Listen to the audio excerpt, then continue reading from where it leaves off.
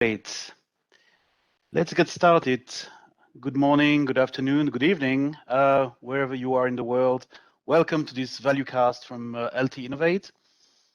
Today we're going to talk about a topic that many people are talking about, which is selection and implementation of machine translation. But we're going to talk about it in a fairly different way because there are many webinars and many sessions dedicated to the technicalities of machine translation, which is certainly very interesting. But I think most of us, if not all of us, we have to face some challenges which are related to the business side of machine translation, and specifically the creation or the add of value for the business. And that's why this session is called ValueCast, because we're going to shed some light on the value that machine translation could or should create for the business. And for that purpose, I have the pleasure to welcome also four great panelists representing different industries. They're all leaders and practitioners in this field. So without waiting any longer, I will invite Konstantin from Intento to get started and to share his thoughts and also to introduce himself. So Konstantin, feel free to start. Thanks. Do you hear me all right? Everything all right, yes? Yep. Good. I see some issues sharing my slides here. So I probably will have to go without slides. It's all right. Just WebEx is not very familiar platform for me. So, Intento is how we call ourselves is anti-curation platform. And by curation, we mean that we promote this approach to when enterprises build their portfolio of models and leverage this portfolio across the company and getting value, right? So we're not an LSP, we're not TMS system. The only way we can have our bread and butter is when our enterprise customers get value from machine translation. And as they improve machine translation, they see improved ROI. So I would say that, there's a good quote from Mark Twain that history doesn't repeat itself, it rhymes. And in terms of value, I would say that machine translation rhymes with translation memories quite a bit. And much like with translation memories in the past, machine translation dramatically increases the amount of content you can translate on the same budget and reduces turnaround time. And much like with translation memories, when enterprise company takes machine translation on their side and owns machine translation, gets full transparency on how it's used, it unlocks the full benefits. And it removes vendor lock-in and it facilitates vendor management. But there is a key difference from translation memories is that translation memories you can use only in localization department.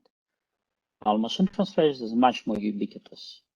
And having those translation models on your side enables you to use them for, widely outside of localization department for real-time translation cases, such as customer support, where English-speaking agents may serve customers in many languages, or community management, which enables expanding this community-powered knowledge to international customers seamlessly across all languages.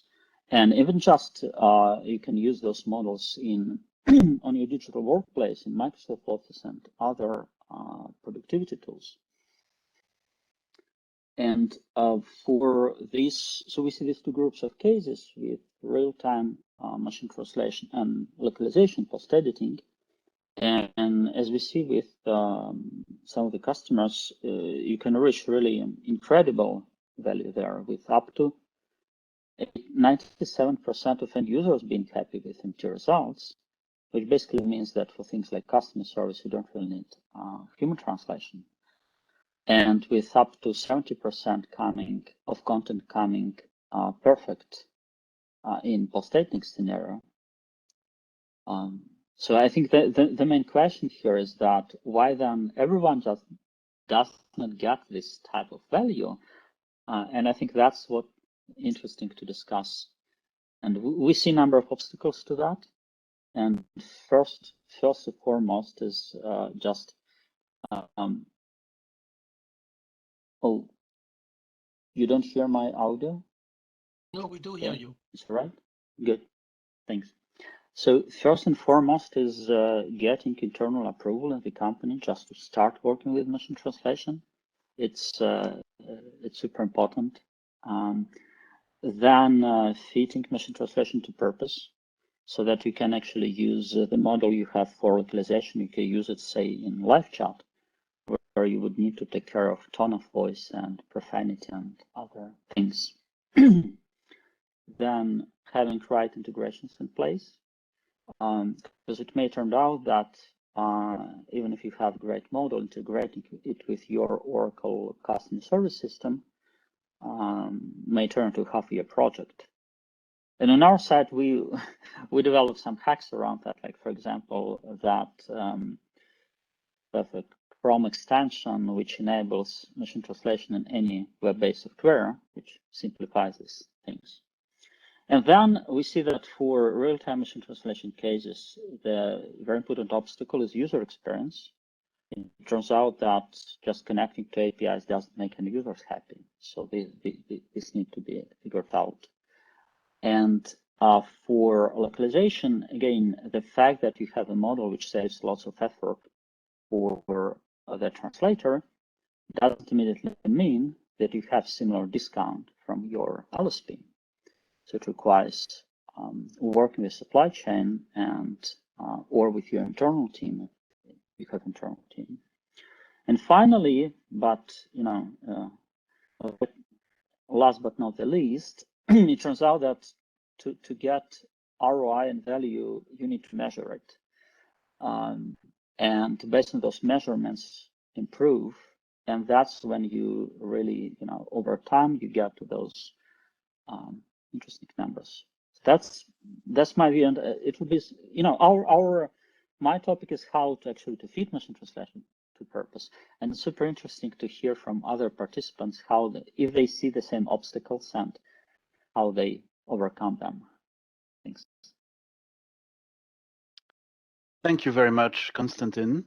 You already mentioned a word, actually two words that are going to come back, I guess, quite often in the discussion regarding the value that MT creates. It's user experience or customer experience, because obviously, there are many ways to measure the value or to capture the value of MT in an organization, like speed, cost, and many other ones. But I think that there is also customer experience or experience as a whole.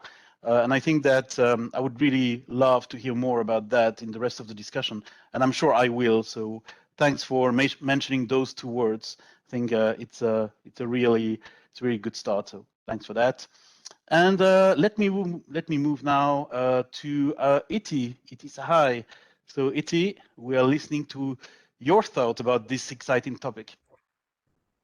Thank you, Bruno, and hi, everyone. Thank you for having me as part of this conversation today.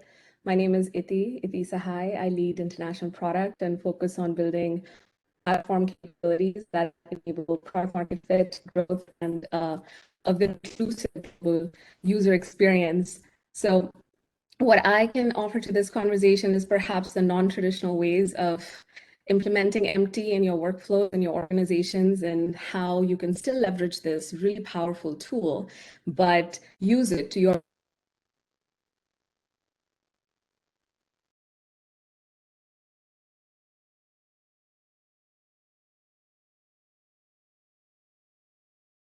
which essentially any tool or any technology, when it's it's not that widely known, and there's not much information available around it, and we don't know enough about it. There is that sense of fear that it's perhaps going to disrupt the way we work and remove that human engagement and involvement in the process.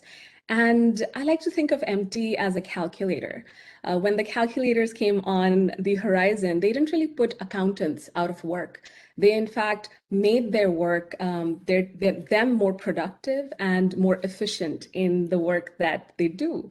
So MT should be seen in the same light as it's a tool. It's some sort of advantage that it can bring to our workflows, to our process, to our localization programs, and how we can leverage this unique capability in facilitating the outcomes. And not always is the throughput in question when we think of MT. It's typically for enterprise organizations that have large volume of words, and that data set is used to train the engine, and then over time impact the throughput by better quality and less human interaction or less human translated words, which invariably is the most cost prohibitive way of localizing. But with MT, even looking at in the light of very non-traditional ways, how you can implement it in a design-led product organization in the out-of-box solutions. So I'm looking forward to this conversation and and adding my perspective to the discussion. And thanks so much, Bruno, once again. Thank you very much, Iti. That's great. And indeed, we need to look at MT from various angles, not always the traditional way. I know I can count on you to look at the non-conventional way. And I think that that's part of the value discussion as well, because again, there are some sort of standard approaches or standard, as I said, KPIs, metrics that you can apply to the value creation of MT, and that's great because we need those assets. We need those ways of measuring quality and value. But I think that there are so many companies in different industries, from different sizes, and I think that to go back or to circle back on the point that Konstantin already raised, which is it needs to fit for purpose, and that's really the key point. Is really it has to fit for purpose, and that's another thing which is very important to make sure that value is created and added thanks to the implementation of MT. So thanks again, Iti. We'll hear more from you in a few minutes, but let's move on now to Anna from IKEA. So nobody can ignore what IKEA is, but Anna, I'll let you introduce yourself and share some thoughts. Thank you. Thank you, Bruno. Hi, everybody. It's really a pleasure to be here in this forum and in this very interesting discussion on the hot topic of machine translation. I'm Anna Golubeva, and I work at IKEA as a brand and represent Inter-IKEA Systems, which is IKEA franchisor organization. When we started to think about machine translation, it was probably a few years back when the first thoughts came. Okay, how can we make use of this technology? How can we implement it at IKEA? What kind of value it would bring? And I think for me, now living also abroad from my home country, communicating in different languages, having this abundance of information, I think I also take it a bit from personal perspective, where machine translation or access to this instant translation actually makes your life so much easier if you live in a different country and maybe you encounter different communication in also other languages, working, for example, in a company which is based in Sweden. Now I'm based in the Netherlands. Originally I'm Russian. So it's really something that helps to get access to information in the language that you want to understand. In general, I think we started quite carefully at IKEA to explore machine translation, where we identified some cases where it could really help immediately. So one of them, for example, was the IT help desk requests that came throughout the different organizations, and they could be communicated in the local language, got translated into English to the co-workers who were in IT help desk, in a global help desk, and then they could reply in English, and it got translated into a local language. So that, of course, increased a lot the speed, the capacity, and it was quite a successful case, successful story. On the other hand, we also, it's also about data, of course, and we, of course, collect a lot of data. What, for example, our customers think about IKEA as a brand, but also, if you go on the website, you can leave a review of a product. And those reviews, of course, can be left in a multitude of different languages. So we started to also implement machine translation for customer reviews to be translated again back to English, for example, for our product designers to analyze them and to see, okay, what do our customers in China, in Japan think about this specific product? What kind of impression it gives? So it's also, I think it just would not be possible without having machine translation to be able to collect this data, to be able to really analyze this information. And I think it's, as I said, it started a bit with this need for speed, need for productivity gain, but at the moment it's also about machine translation increasing the value of, okay, we can have a much more content available in local languages. So it actually opens up a lot of potential for much more information and communication to be available. And again, also, I think Konstantin mentioned that as well. It's about, okay, how do we measure what kind of KPIs can we have in place? How do we measure it? So how do we measure the quality? How do we work, for example, with post-editing in a more efficient way? So I think now we really explore it further, and with every step it's very exciting, and I'm looking forward also to learn today from other panelists and the audience about their experience, because I feel this topic is really very dynamic and very exciting to learn every day something new. Thank you. Thank you very much, Anna. And indeed, it's quite fascinating to see your journey, because of course, in such a big organization like IKEA, you have plenty of challenges, and I know what I'm talking about because I'm living in the same sort of multinational organization. And you know, when you introduce or when you implement the concept and the solution of machine translation, you immediately face a number of questions, issues, and also challenges that you have to sort of showcase the value of machine translation if you want to get the momentum going. And I think that's really important for the value itself, to measure it, but also to keep it growing. And I'm sure there will be some questions for you on that topic, because it's full of challenges, and it's full of sometimes difficult conversations. So glad you mentioned that. By the way, I just wanted to mention to the audience that don't wait to share your questions in the chat. So feel free to mention one or multiple questions for one or multiple panelists in the chat. We'll get started with questions after Mirko's introduction. So you don't have to wait. Please do it now if you feel it. And otherwise, keep asking questions in the chat along the way. But now, let's talk to Mirko. Mirko, welcome, and thanks again for sharing your thoughts. Sure.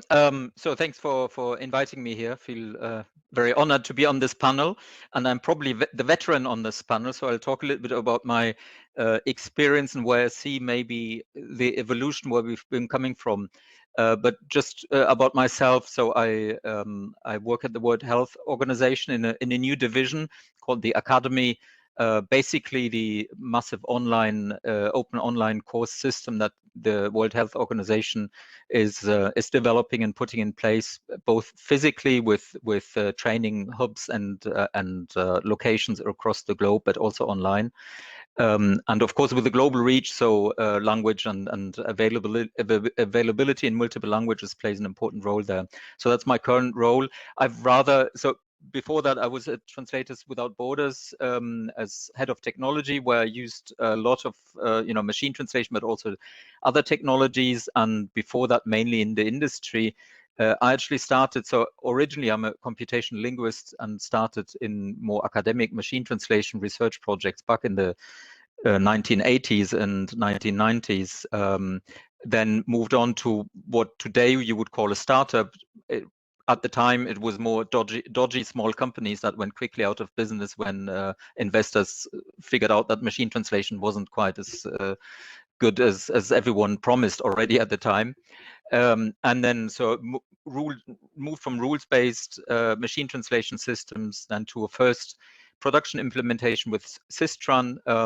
One of the first ones where we used gisting, machine translation successfully for gisting purposes.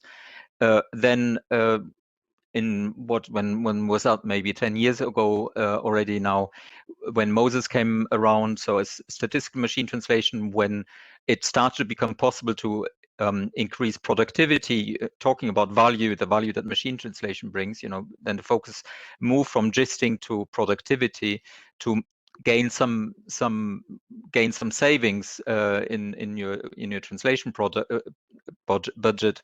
And now we see actually finally machine translation starting to deliver on its original promise. And I absolutely agree with comments I think that everyone has made so far, that machine translation is a tool and it's becoming more and more powerful and versatile tool. And I think that's really important to understand. We have moved from a tool that had a very limited spectrum of use cases where you could actually use it, and it was very hard, say 20 years ago, to identify exactly where machine translation would deliver a value to you. You had to really master this tool very well, and then even then you could quickly make errors. Not only because of the technology, but also because of the acceptance of technology in general, and this technology in particular. You would get completely hammered by people who found out that used machine translation 20 years ago, even when it was working well. People basically told you that was not a professional thing to do. Whereas, we move to a world now where it's actually a mix. Some people think if you don't use this type of technology, it shows that you don't really understand how the world has moved around on. It's a bit like saying I've never been on an online meeting nowadays, so you can't do that. It doesn't sound credible. And machine translation has become, I think that's really important to understand in terms of this value discussion, has to become not an isolated solution that you have to completely master in order to get value, but it actually offers you lots of possibility of creating value for your specific business. So when I hear questions about KPIs, for instance, I generally think it's up to a business to understand their KPIs, and then how to understand how machine translation and other artificial intelligence or technologies more generally can help them achieve these goals. Machine translation as such is not an isolated solution that directly generates, say, revenue unless you sell machine translation. Of course, there are companies who earn their money directly with machine translation, but even Konstantin, I think you add value to machine translation. You're not actually developing the machine translation unless you do it secretly, but you build a service around it that adds value. That's how we work with machine translation today. We all add value to machine translation, and yeah, I think one comment before I stop. what I find interesting in this context as well, so it's, I said already, it's the acceptance of technology has changed. That means also our, the context, our linguistic experience as people living on this planet has changed over the last 10, 20 years. We're much more used to seeing content that is short-lived, that is not perfect quality. We're used to badly even translated but authored content. And we accept it, and in certain conditions we accept it because, say on Facebook or so, we accept it, whereas in other situations we don't. And that's part of what we need to understand and leverage in a way, to figure out the best strategies. One example I find quite interesting there is the use of subtitles, which is really an old technology, but they really have become, again, very successful and useful. People use a lot of subtitling, say to watch videos on YouTube or so, whilst they're, doing something else. Maybe whilst they're attending a value cast, hopefully not. Well, or maybe hopefully some of you might be using subtitles to understand my strange accent.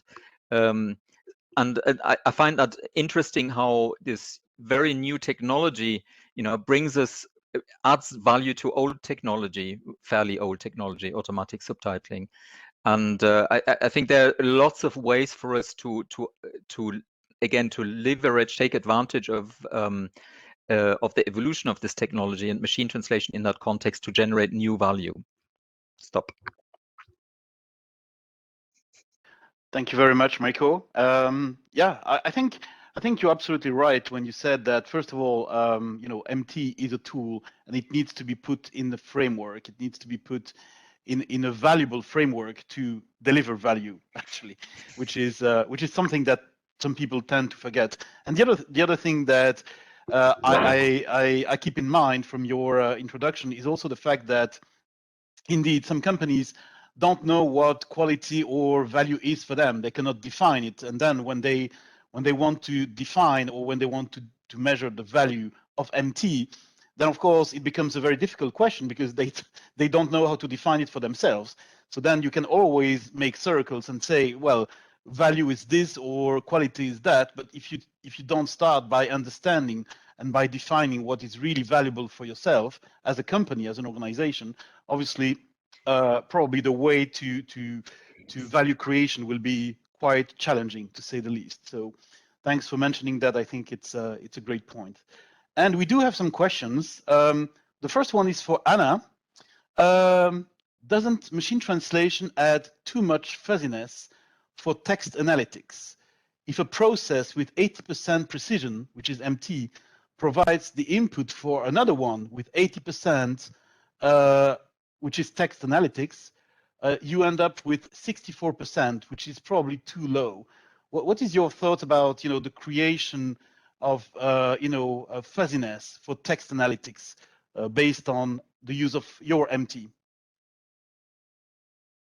Yeah, thank you for the question. And I think for us, it's we're still in the stages of actually defining the different quality levels. And as we said, yeah, quality is something that is sometimes hard to define, depending also on the different content types. And as Bruno, you mentioned, we have such a variety of different kind of content that we develop, produce at IKEA. Some of it is, of course, customer facing. I'm involved more in internal communication or internal materials like e-learning, for example, some kind of knowledge-based content. And there, of course, it's, we're still trying to understand how machine translation can support us. But what we already see that it's even if you get it as a support, you already save quite a lot of effort. And of course, you can you need to have this loop, like a feedback loop. So you always need to understand and to not to do it only one way. So that's why we always also ask our users, our target audiences, to provide feedback And I think, yeah, it depends, I think, on the type of content, and sometimes, and we also, yeah, we don't use raw machine. It's only in a few cases that I mentioned in the beginning where raw machine translation outcome actually fits the purpose. Where it is about just getting generic understanding, and you don't have to read a perfect text, but you need to understand what it is about. But when it comes to some content which is more about understanding, about the meaning that needs to come through, that's where we use post-editing. But of course, there we also see a lot of improvements when we introduce this workflow with machine translation and post-editing. Yeah, so I think that's, I don't know if it precisely answered the question, but that is, we're still in this process to define the different metrics as well. So maybe it's a bit too early for us to say exactly. Thank you, Anna. And indeed, I think value, generally speaking, value is not some sort of, one big thing. I mean, it has to be, of course, put in perspective with the type of content that you are targeting. And you mentioned it, Anna, you have so much, you have so much content and so many different types of content. You cannot just say, okay, the value is going to be this. You have to really be more granular, in my opinion. And you have to also be, as I said, looking at the context in which you are using machine translation to be fair with yourself and to be fair with the value that MT is going to create. So I think that's a great point. But the question was quite accurate. Yeah, Michael. Yeah. Would just on related to text analytics, I guess you could the use of machine translation-like approaches to identify hate speech or toxic language is something that we actually just discussed today at WHO. So we will be using automatic mechanism to detect candidates of hate speech, basically on our discussion forums, but then get our translators, our linguists, to verify whether that's appropriate. And I think that, it's just as an illustration how you can combine maybe an imperfect technology or even a perfect artificial intelligence, but keep the human in control, which is very much, something that even at the EU level is at the, it's a topic, a very up-to-date topic, if you will, to understand what's the best use of artificial intelligence, and machine translation, of course, is part of that. And that also, I think, is a hint at where the role of linguists will be in the future, to actually guarantee the control, the human control of these very powerful technologies. Again, text analytics is one of these areas where it's just another model that is being used. And again, I think Konstantin already mentioned. I think you said hate speech detection, right, Konstantina? That's something that you mentioned as well. Actually, I mentioned profanity filtering. Profanity, you did, yeah. It's also a little bit related to this chaining of a number of content processing things, because you do typo in source text, and then it may turn to something bad when it's translated. But now, if I may comment also here, these cases such as text analytics, and in other cases, multilingual information retrieval, for example, e-discovery, right, where you need to pull proper documents, which you have in many languages. So it's very, machine translation excels there, and it enables people to do much more. But it may require just a different setup, because machine translation engine, you may think it in this way a little bit simplified. It has some sort of slider between fluency and fidelity. So if your goal is to convey a message to a human person, you would like it to be more fluent, or unless it's legal text. But if your goal is to have more accurate translation for analytic purposes, you just find a model which is, it may provide more clunky translations, but your named entity recognition or whatever you have after translation will have enough keywords from that to be accurate enough. Yep. No more comment on that topic. If that's the case, there is another question, this time for all panelists, which is how do you see the role of translator transforming? Can translators move into a higher level of involvement where they advise on culture and transcreation? And that's a great question, because it's, you know, the role of translator is really closely tied to the generation of value, whether it's an internal translator or an external one. And I think that this whole debate around the role of translators is definitely going to help focus MT more on value creation, because at the end of the day, translators can sort of argue that they are going to be able to add value and to create more value. So that's a great question. Iti, do you have some thoughts about that? Sure. I really believe that, you know, when we, so whatever localization framework that a translator, a human translator works within, integrating machine translation within that framework is definitely going to have some sort of impact in that engagement. And that just goes for any, you know, framework, any process, that when you introduce a new technology into your tech stack, the role and the relationship and the nature of engagement is invariably going to be impacted.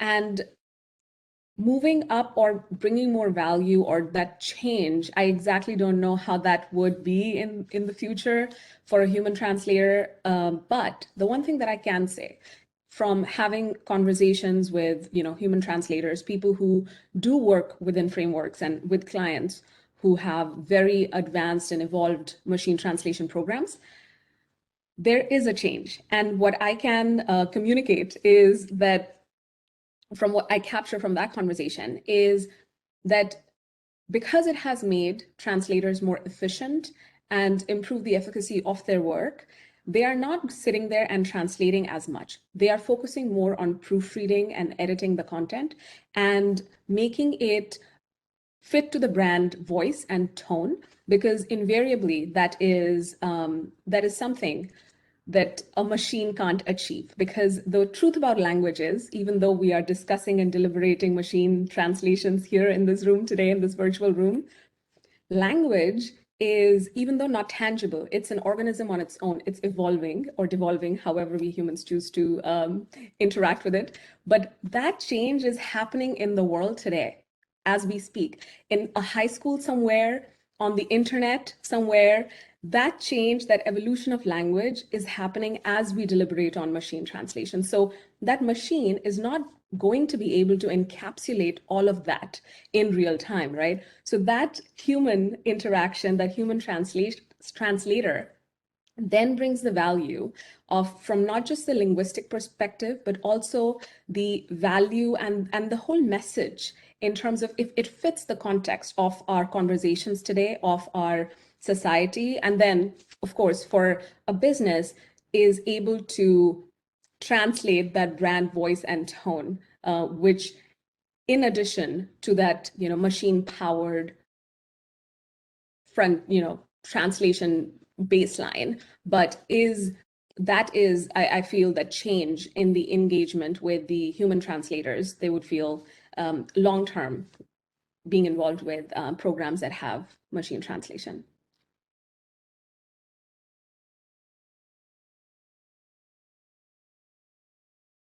Bruno, you're on mute. Sorry, my bad. I forgot that. Thanks, Iti. No, I was going to say this is a great point, because indeed you mentioned the evolution of language, and I think that's very important because, well, as we all know, probably the best way to create value with MT is also to have great content. Is to have great content in the beginning, in the source, and obviously the notion of great content is also evolving. So I think it's definitely something relevant in the rest of the discussion. I'm not sure if another panelist would like to comment on this point specifically. I would just emphasize that it's doesn't only change the role of translator automatically, it requires lots of relearning, because in the projects we were involved in, we've seen situations when translators spent this additional time they had because of machine translation in different ways. For example, they spent this time sometimes trying to improve the result, and they could not, which was the waste of their time. So I think it requires lots of learning. And interesting to what you said, Bruno, not only for translators, but also for content writers, because it turns out that for machine translation to be effective, it may require different writing style than for the source content than people used to. For example, in some languages, they have to avoid using ad hoc abbreviations because machine translation has no idea what's that. Yeah, absolutely. Any other comment, Anna, Mirko?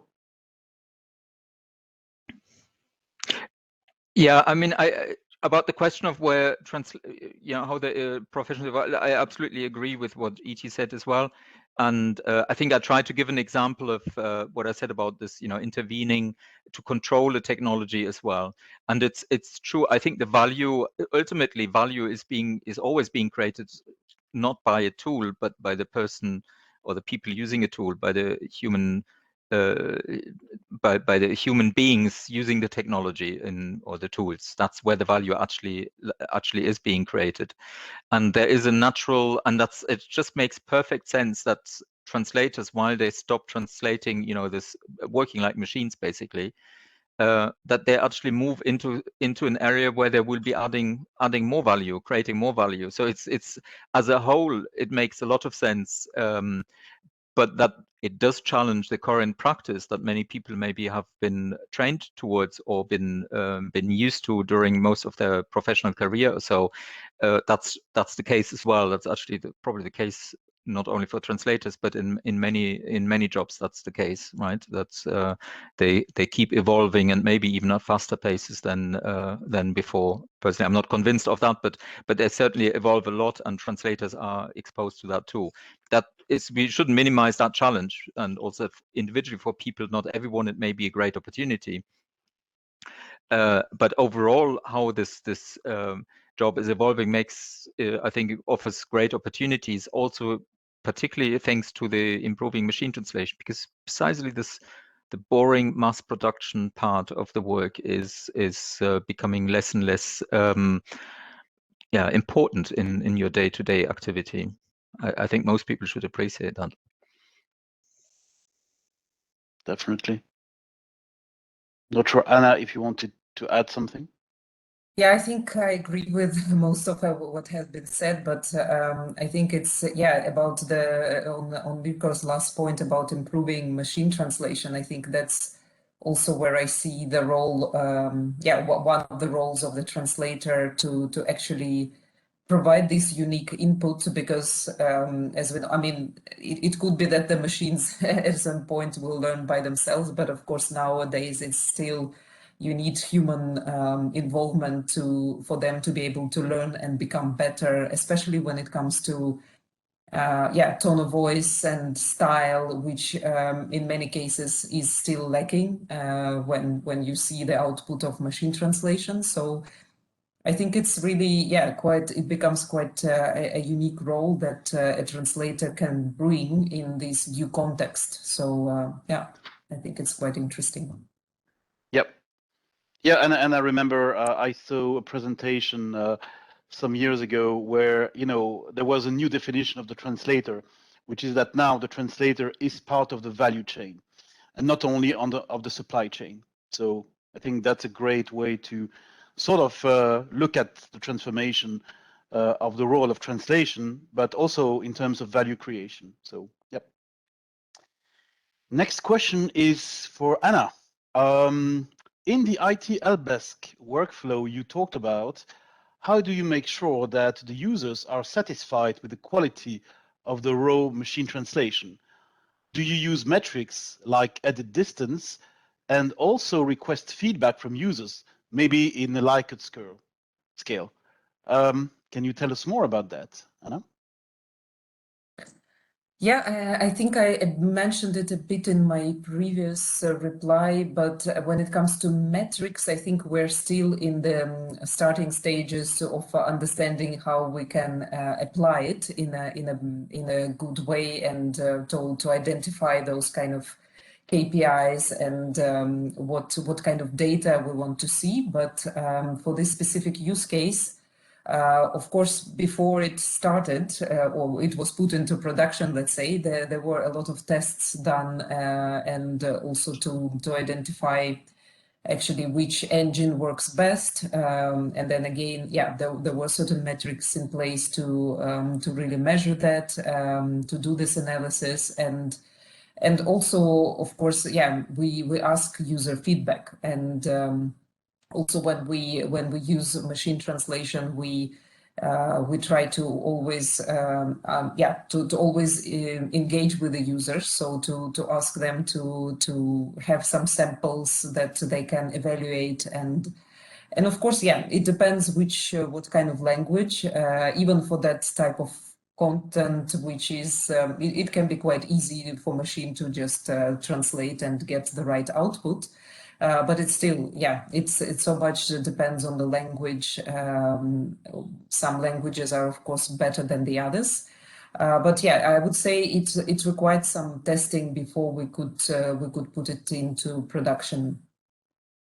Yeah, absolutely. Yeah. Any other comment about the combination, maybe of automatic and human evaluation of value, quality? Because I know it's a topic that is discussed quite often, and about how to combine those two sets of measurement, like automatic and human. One of the things which we discovered is that although there may be some tempting technologies which provide automated evaluation of MT quality, it's very important in this success of MT initiative that people who will be using this in day-to-day in their work, they participate in this decision, and they are being asked, and they feel in control, in charge of what will be used. So actually, we, in all MT evaluation projects we run, we involve humans from our customer side, partly because it's only humans who know the preferential requirements, like tone of voice, brand speak, but partly, and I would say about 50%, because when you ask people, what are the options do you prefer? Do you prefer how DeepL does that, or like Google is more appealing to you? When they made this choice, they will be using it in real life. They don't feel that somebody just came and put this here. You have to use it. They feel in power. It's very important. Sure. Any other comment?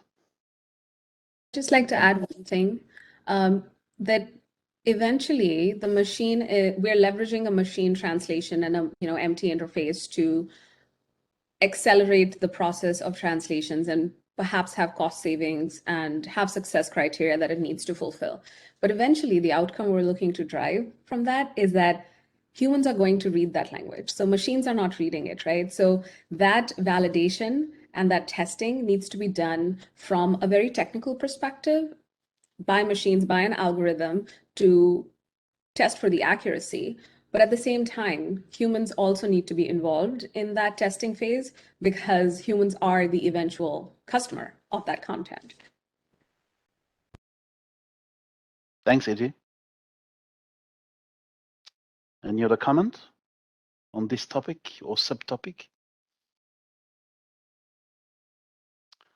Then a next question for the whole panel. Forbes recently stated that nobody has yet figured out how to merge translation memory and machine translation into one single paradigm. And I read the article, not mentioning terminology / multilingual knowledge. what is your take on this, merge between translation memory and machine translation?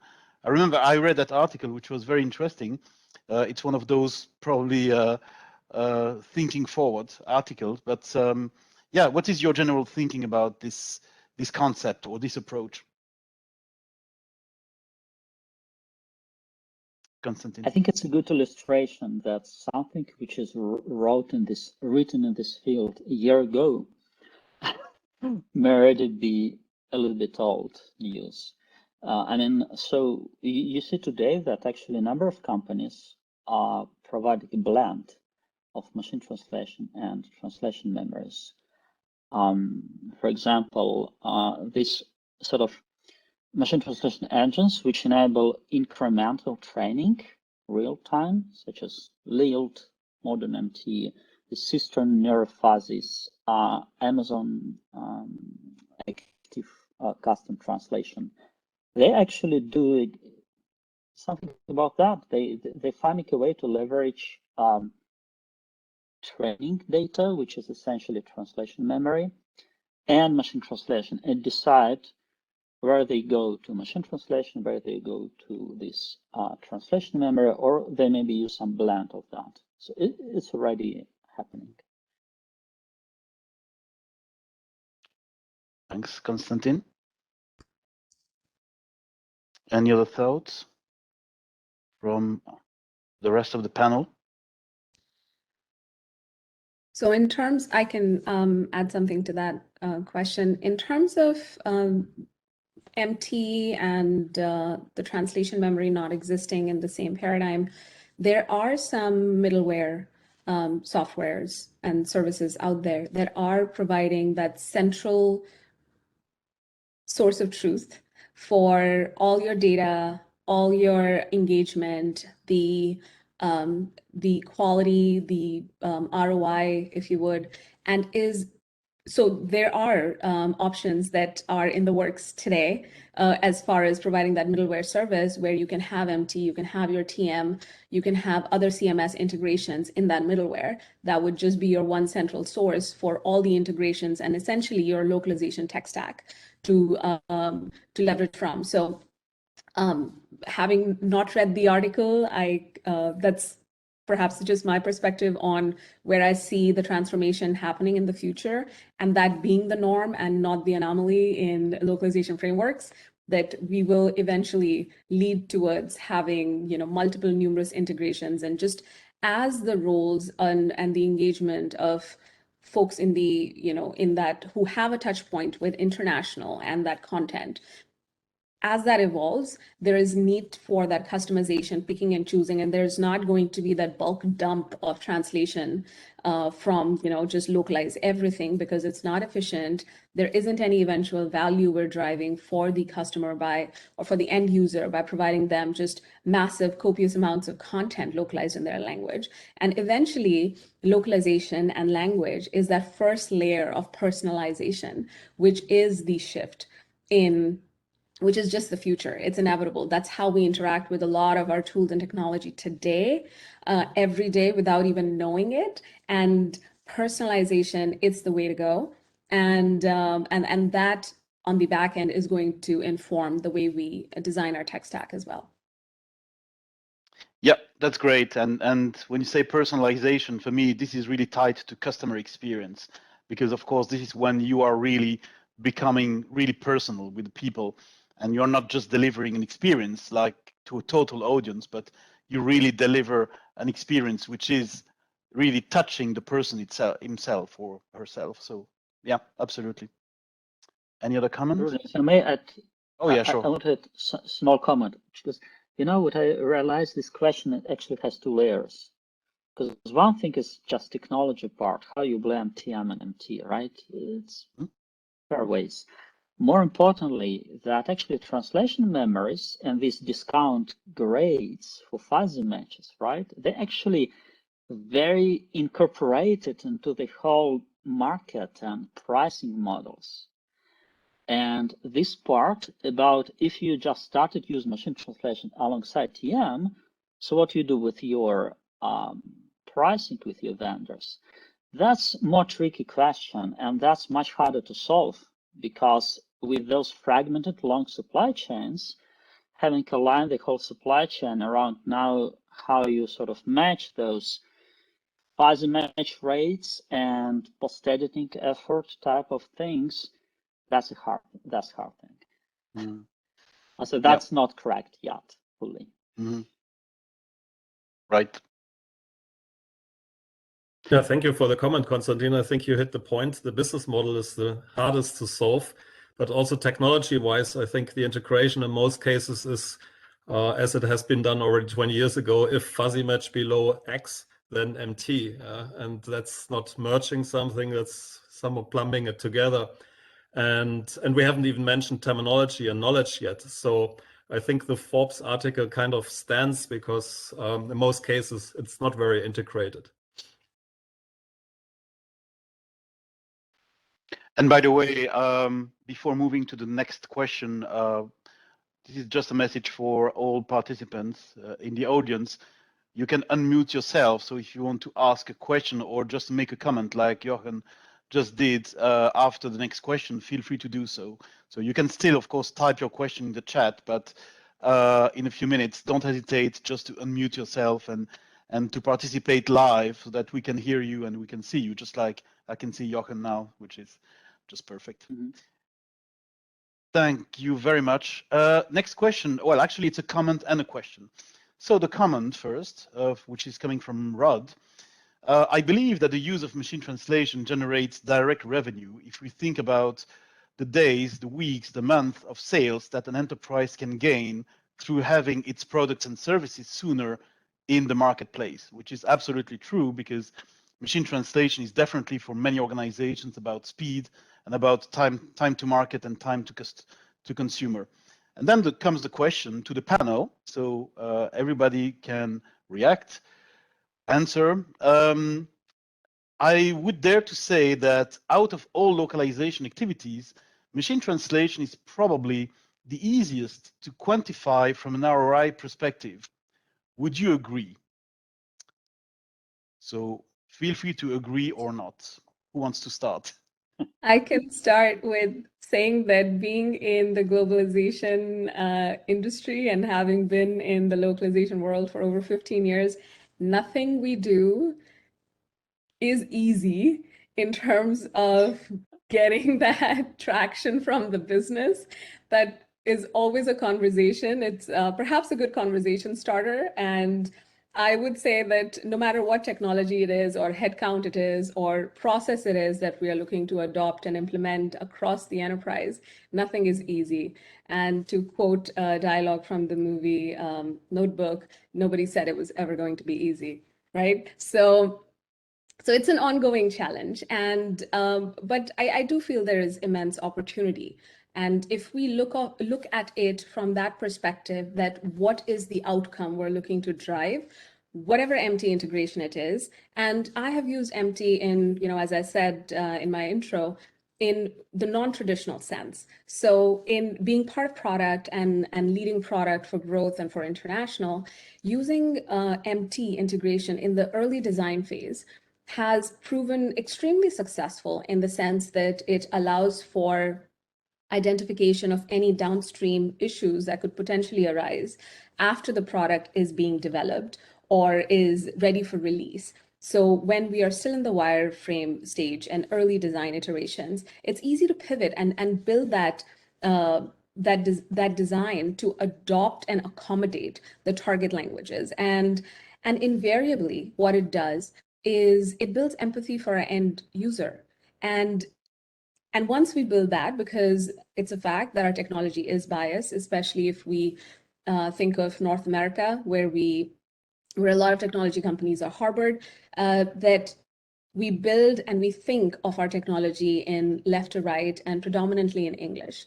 And that bias is then inherent in everything that we deliver. So removing that bias, and it's a little step. It's not something very profound, but all it does is that it forces us to think and walk in the shoes of our end user. And by doing so, yes, there is a downstream positive outcome from it, that we are able to identify potential issues early on and pivot and not have to then retrofit it, which nobody loves tech debt. I haven't met anyone yet who gets excited about it, but and that's just the out of the traditional framework of machine translation, is to build empathy. And then to Bruno, what you shared earlier is that customer experience, it's more intuitive, it is more fitting to what the expectation of the end user is. And eventually any goal of a successful product is to have the end user fall in love with their product and for them to be delighted by it. And that is what garners adoption, engagement over time, and eventually revenue. So it's all sort of tied together and connected. But yeah, thank you. Yeah, absolutely. That's a great point. Yeah, and indeed, I remember a presentation which I did this time, which was about how to measure the value and the quality of MT in a business. And of course, I was using the typical KPIs and metrics that you can imagine, but also I was using other KPIs like emotional value, for instance. And people were looking at me and they were saying, "Yeah, what are you talking about? Emotional value. What is this now?" And I explained indeed, just to your point, that it's when you consider the customer experience and the emotional part of that, the cultural part of that, it's really critical. So MT is definitely in this picture. It's not out of that picture. And yeah, I couldn't agree more with what you said. Anna, would you agree or would you disagree with this statement? Yeah, I think if I put myself, which I usually do in the shoes of people who are outside of localization, and for example, the management or people from the content perspective, then when I think they see MT as definitely something that is easy to measure, and I think easy to really get a return on investment from. So you can easily, in a way, measure, okay, this is what it cost me to invest in it, and this is what I get in return. So I think that I would agree with probably that perspective on one hand, but on the other hand, now knowing what actually it takes to implement it, to bring it to our processes, and that it's not only MT, but it's also everything that is happening around. I mean, it's the technology is one part, but how do you make it better? How do you use it that it in a way that it brings value? How do you identify the right content types, and how do you work with the content, the source content as well?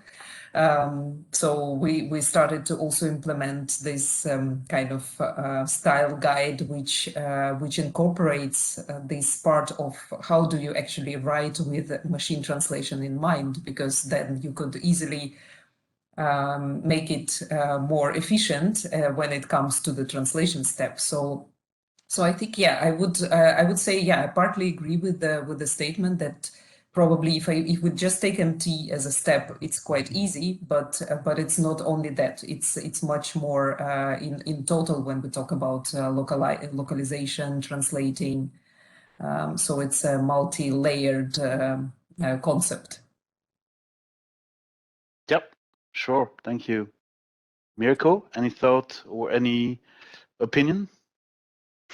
Yeah, I think ROI, when you say it's easy with machine translation, you probably think about cost savings in terms of translation spend. And I think that's a bit how we've, and I certainly have played a role in that context in promoting productivity increases thanks to machine translation because of the work I've done in the past. But I think we can go beyond that now. Just if you think of being able to simultaneously release products in, sorry about that, in several languages at the same time, whilst maybe you still have a team of translators who will be improving the translations, but you already go live with something that's available.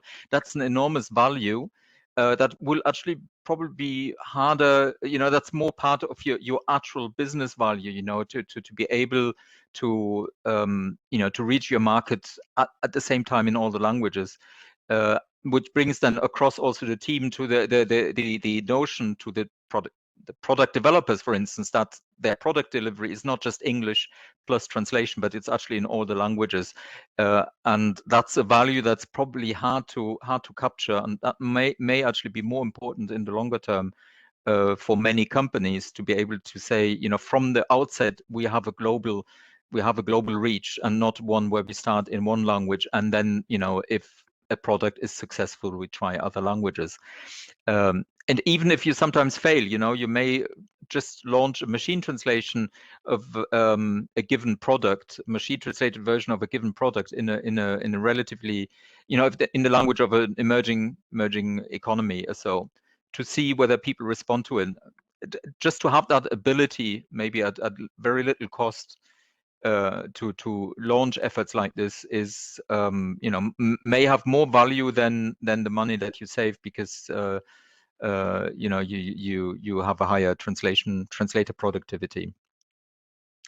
I think these are more the scenarios that we generally should develop the instinct to look for, rather than selling, you know, we can offer translation cheaper or so.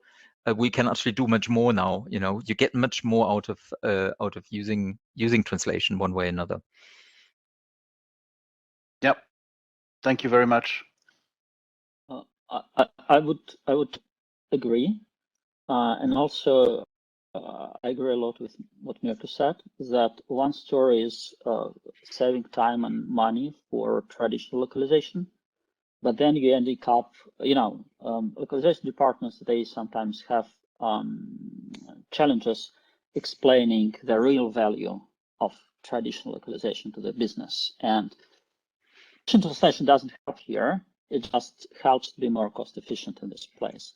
But when it's about when you directly democratize translation through MT and directly integrate it with other departments, that's where you see real value, I believe, and real ROI. Because just across the cases we see, when you're able to have your core English-speaking support people serve your multilingual audience, your audience getting much better customer service just because you can manage your knowledge in one language, right? You don't have this barrier. Then when you're able to instantly analyze adverse effects from applying COVID vaccine across the world, well, it just makes, you know, it makes the whole initiative more efficient. Where when your user, when it comes to your user-generated content from your country, and they don't have native UGC in their language, when they can easily, seamlessly read content from people from other countries and talk to them in their own language, across languages, that's just immediate revenue growth. So yes, and yes. That's clear. Thanks, Konstantin. All right. There is one more question in the Q&A, which is for Anna. Do you prefer translation to and from English as pivot among all languages, or would you rather have direct language-to-language translation? Very precise question.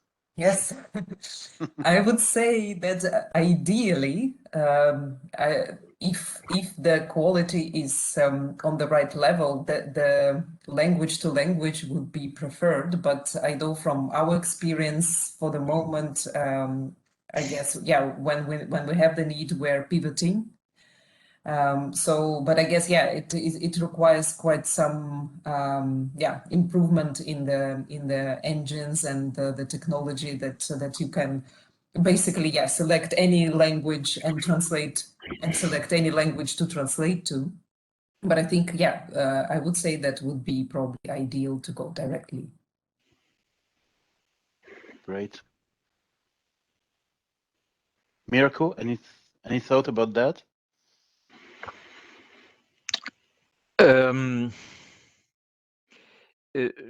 No, I was actually just following my own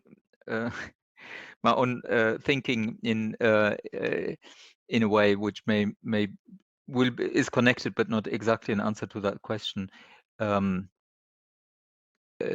yeah, so no, sorry. I'm not going to sidetrack here. Okay, no worries. I can comment from technical side, is that sadly, but today, customization capabilities of machine translation mostly restricted to working with English as one of the languages for most of the machine translation vendors. Not all, but most of them on one side. So that's why if you want to use customized model, it may limit your options. And then, but what we see very interesting is that if you need to translate into a language of same group, like for example, Spanish, Galician, Catalan, then it may be that you may have a very good model which translates to one language of this group. And between them, you may use actually quite simple rule-based translation. And that's where it pivots through not English, but sort of main language of the group. They help a lot. Because you may not have enough content to train model from source language to dialect, but you may have enough content to train model from main language and then do just this last mile from one dialect to another through rule-based engines such as Apertium or Promzit. We use it in production and it works quite well. Thanks, Konstantin. There is no more question in the chat, but keep asking. This is a message for the audience. But if somebody would like to ask a question with or without webcam, don't be shy. Feel free to unmute yourself and ask any question. Let's open the floor.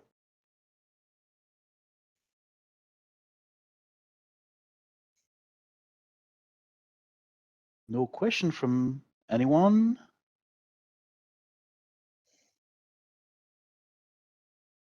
Then I have a question. Yes, I have a question. Oh, sorry, go ahead. Yeah, please. I would be interested in knowing what were the most important criteria for selecting the MT interface, and most importantly, maybe which were the challenges you faced, and which one has been critical to the success of the implementation.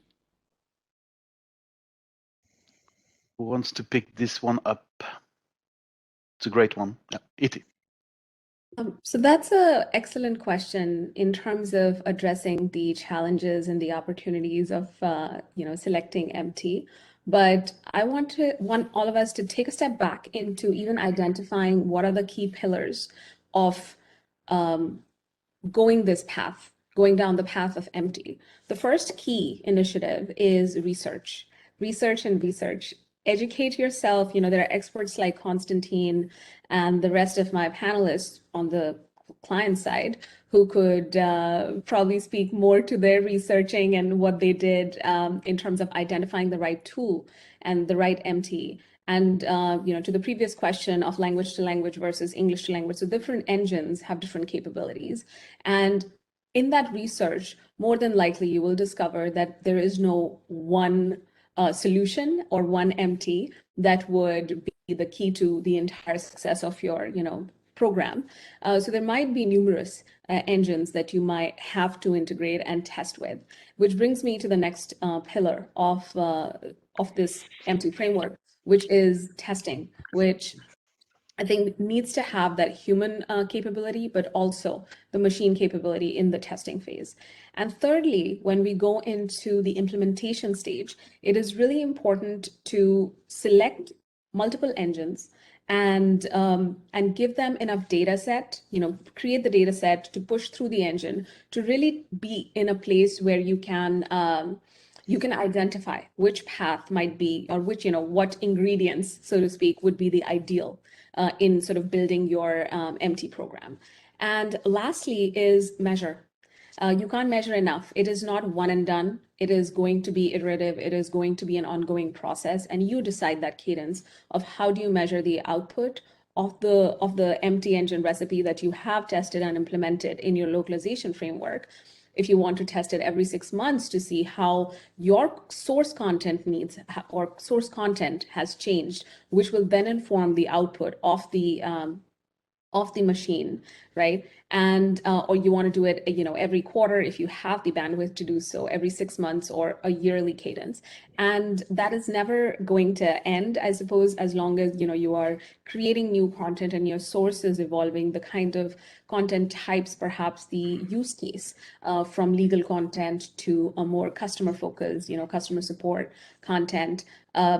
What you create that funnel to be, top of funnel, and downstreams, that is going to inform and impact the eventual use of MT in your organization. So I leave it to the panelists to then deliberate on what the challenges and the opportunities are. But I feel even starting with an MT program is the 4 key pillars of research, test with a few engines, not just one, and then create the perfect recipe for yourself to implement, and then lastly, measure, iterate, pivot, measure, iterate.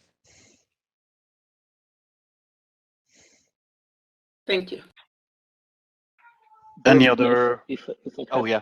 If I have time to comment, so I Sure. would say, what we see is, since there are lots of different use cases for machine translation in the enterprise, it's very important to make sure that this type of metric we measure, is appropriate for this use case. And for all situations, it should be directly connected to this ROI, because that's the only way how you will decide if it works for you or not. So you measure, actually, you test it in your production process, and you measure the ROI. And now there is a trick. The trick is that, as we already discussed, you have to involve humans for that. The problem is human time is expensive. So what happens very, very often, that we have a dichotomy. You either do very extensive human evaluation, and it's like EU framework project, let me say, or you do it as a business project, small project, but then your sample is very small. And if you do random sampling, then you get situation that you test it over and over, and it brings different results. So actually, how we solve that, for example, we have developed a special sampling technique, which is not random, but it makes sure that there are no sort of outliers going into this, what humans are evaluating. So that when you measure this efficiency and ROI of machine translation, you get reliable result. And I think that's something every company which evaluates MT for them should keep in mind. Great. Anna or Mirko, any experience from your side in your journey, in your organization? So if I may, Anna, just I think in general, what's a good strategy beyond just machine translation, but also applying based on my experience to machine translation is, pick a nice, good, achievable objective. Ideally, one that produces a demonstrable benefit, financial benefit, return on investment, and work towards that. Even if your secret overarching goal goes way beyond, pick something that's achievable on the short term. Just as one example from my experience, not directly machine translation, was the implementation of an authoring and translation system a few years ago, where the benefit of the system came actually from the automatic generation of PDF output, which until then we had used manual DTP, and that saved us an awful lot of money, and that paid for the entire investment of a huge project, and that came quite quickly. We could have achieved that without the authoring and translation system, but it was a way of achieving this. And I think with machine translation, it tends to be similar. So what's important is really that you define in which particular use case you're going to use it, and then you can grow it from there. But you have to focus on that specific use case that, again, should be achievable and pretty obvious to any stakeholder involved where this benefit is coming from. That can, of course, be translation savings. you know, that can, of course, you know, can be other things, but translation savings is certainly something that lots of people will have in mind and are nowadays relatively, you know, easy to demonstrate then.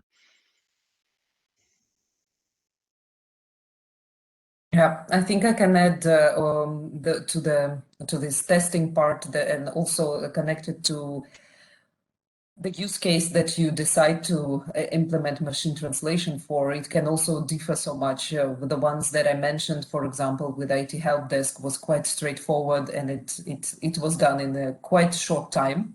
But then we also had another case where we wanted to really understand how the quality of what kind of output the raw machine translation provides to a certain type of content, internal content, which can be quite sensitive at sometimes, can be varied actually. So there we ran a quite extensive test or experiment where we again involve the users, involve the people who will be actually working with that content.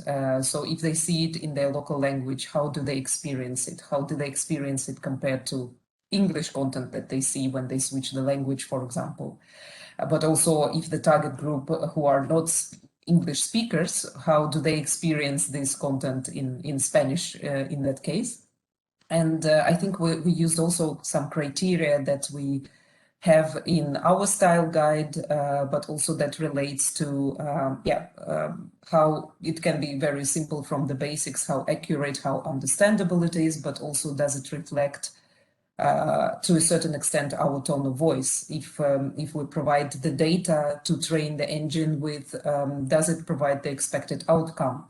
So and I think we learned a lot throughout this extensive test, and it was it was worth spending the time if you of course have that time, but again it depends on your use case. I think I agree with that.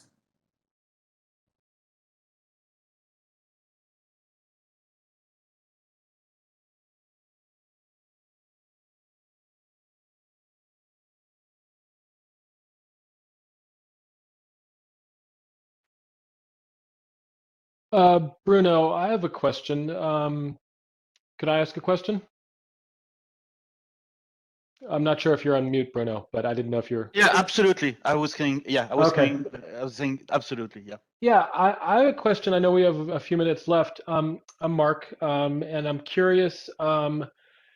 You know, I've been in localization for many, many years, and I've seen in the past 3 years, I think we've all seen in the past 3 years, this sort of sea change, this sort of inflection point where suddenly MT has gotten so powerful, and that's why we're all talking about it.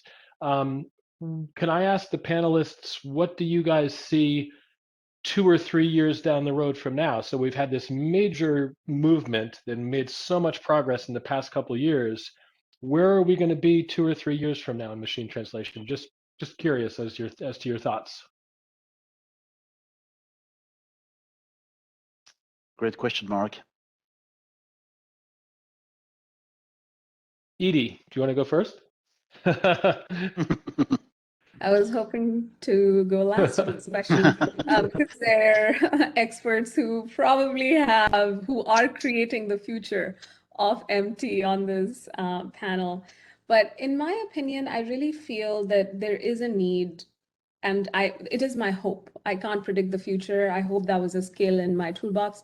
But my hope is that instead of a blanket MT across the organization for the enterprise, content, we have very niche, almost boutique MT engines for different content types that we integrate into our localization framework, that for organizations, for enterprise accounts that don't have a huge amount of words, 1 million words a month, or that sort of volume being pushed in their localization workflow, are still able to leverage this technology. So it's simpler, it's attainable, and it is easier to integrate little MT engines, throughout your content workflow and lifecycle. That would be my hope for the future. So even for smaller, smaller localization programs can leverage this wonderful technology and not feel that it's only for, bigger, organizations to have eventual cost savings from. And that is my, my hope for the future of MT. Great. Anna, what do you see in your crystal ball? I think I would agree with ET, but also add that I expect that the machine translation technology would improve in its quality and also in the languages, not only like the big languages, if we call them like this, but also in that there are opportunities for having the engines that probably are more specified on certain languages, but also maybe content types. So it's becoming better in quality, and that you really can get the output from the raw machine translation where you need it, and you can just go with it again, depending on what kind of content you need to push through, and yeah, if it really needs to be there, and now that you have that opportunity. So I'm really looking forward to see these kind of developments in the AI, and how it can be implemented in the future. And of course, when it comes to implementing machine translation in the organization, I think it will become also a kind of integral component of this whole value chain, or the different technologies that connect to each other, and where MT is one crucial component that can trigger this the enablement of more content to be translated and available when the customers need it. So so that's, I think, the vision that I have. Thank you, Anna. Mirko. Yeah, I think so. My job title is multilingualism lead at the WHO Academy, and I think I'm actually foreseeing a multilingual world where it maybe will become normal again, that we, each of us, I don't know, are there native English speakers here? ET maybe is closest to a native English speaker. So none of us is native speak. We all speak English. I think we will probably move to a world where it become. I mean, it's kind of my hope, and I think a hidden sense of what we're doing, that it will again become more natural that we actually speak our own languages, also in a professional context, even if we work in the translation industry. And I think machine translation is a crucial enabler of a future multilingual world. From a pure technology point of view, I think we're not far from the possibility of doing that. You know, if you including when you chain up, you know, speech recognition, machine translation, and speech generation, and so on, you can actually do already quite impressive things today. We're not used to speaking or meeting like that, for instance, having multilingual meetings. But I think that may change, maybe a question of generation, you know, we get used to doing that again. So that's part of my vision. There is the other tendency, of course, that everyone nowadays feels at ease, and even, well, in a context where I went to university in France, you know, certainly 20 years ago, people would not speak English, not as easily as today. So there is this tendency of English becoming the lingua franca, but, you know, there might be an opportunity, again, thanks to machine translation, that we move to a more multilingual world, more inclusive as well, you know, let's put it that way. Yeah. Konstantin, you have a vision, I know. Well, you know, I would say that a huge deal of what we're doing, of problems we're solving, comes from that people are still there trying to work with machine translation, other AI tools, as it's software. Because software is a tool, we know how to work with software. Now, AI is a little bit different. And you may see this difference, you know, you cannot sort of procure AI with RFP spreadsheets with checkboxes. It does work this way, you have to try it on your data. You cannot really instruct neural machine translation to do what you want. You can show it some material, you can send it some training data, and it's not guaranteed it will follow. So there's many cases where you started to feel that machine translation and AI in general, it's not so much a tool which you use, like a TMS system. It's more like your artificial colleague. So if you look at those processes, how you select machine translation, how you curate machine translation, how to maintain it, improve it, it's more similar to actually the processes HR use. So I see that especially with this democratization of technology, where we inject machine translation in other teams, not only in localization team, which works with machine translation for the last, or at least tries to work with machine translation for maybe the last 20 years. When injected in other teams, it's more like adding a new artificial colleague with multilingual capability. And that's where we see actually it's going, is that, well, maybe not in 3 years, or maybe take a little bit more time, but teams, our business teams, will be more like a combination of models. Just some of those models will be in our human minds, and others will reside on computers. So that's our vision. Thanks, Konstantin. We could talk about this topic for hours, but unfortunately, we are running out of time. It's already 90 minutes in this conversation. So let me thank you first, you panelists, for joining this discussion, for accepting the invitation. It was a great topic. It was a great discussion. I think, definitely we would need one more session to discuss more. And let me thank you in the audience for joining us, joining the discussion. Thanks for all the questions, the comments, and I hope everybody will have a good rest of the day. Thank you very much.